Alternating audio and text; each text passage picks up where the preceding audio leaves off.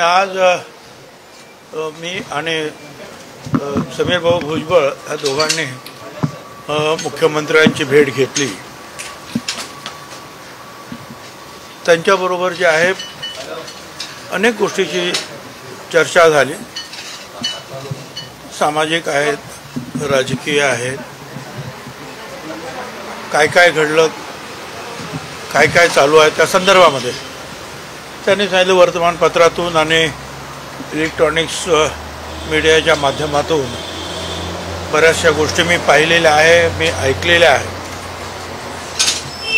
आणि चर्चेनंतर त्यांनी मला सांगितलं की हे आपण मान्यच करायला पाहिजे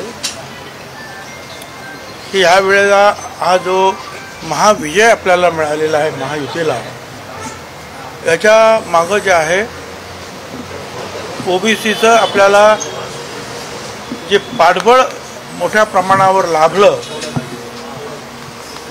त्याचा सुद्धा मोठा वाटा आहे। इतर गोष्टींचा वाटा आहेच, पण ओबीसीनी विशेषतः या वेळेला आपल्या महायुतीला जो आशीर्वाद दिला त्याबद्दल आपण खरोखरच सगळ्यांचे आभार मानले पाहिजे।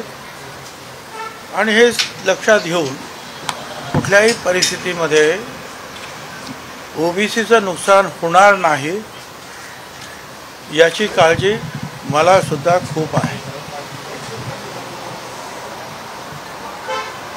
आणि कदापि जे आहे ओबीसीचं नुकसान होऊ देणार सुद्धा नाही। पण आता जे काही सुरू आहे साधारणपणे राज्यामध्ये, आता पुढचे 5-6 दिवस आपल्याला कल्पना आहे की मुलांना शाळा कॉलेजला सुट्ट्या पडलेल्या आहेत आणि एक वेगळं वातावरण आहे।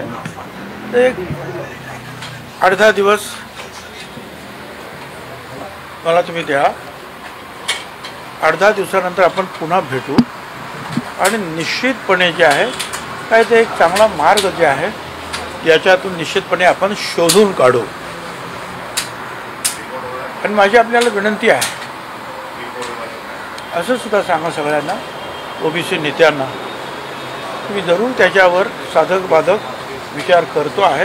हा सुद्धा निरोप जो आहे ओबीसी आणि त्यांच्या ओबीसींना सपोर्ट करणारे सर्व जे काही घटक आहेत त्या सगळ्यांना सांगा की आपण थोडं शांततेनं घेऊया आणि एक 10-12 दिवसामध्ये आपल्याला जेवढं काही चांगलं काही करता येईल, काही मार्ग काढता येईल त्याबद्दल सखोल चर्चा आपण करू।